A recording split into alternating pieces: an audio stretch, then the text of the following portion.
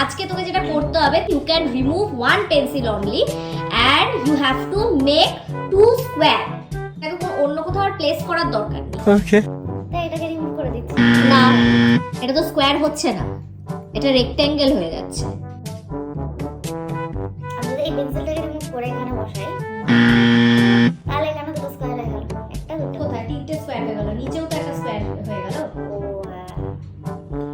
আর আমি তো বললাম যে পেন্সিল রিপ্লেস করার কোনো দরকার নেই, জাস্ট মানে রিমুভ করে দিলেই হবে। একটা হিন্ট আমি তোকে দিতে পারি, একটা বড় স্কোয়ার হবে, একটা ছোট স্কোয়ার হবে। তো সামনেই আছে কিন্তু আমি করতে পারছি। একদমই চোখের সামনে তোর।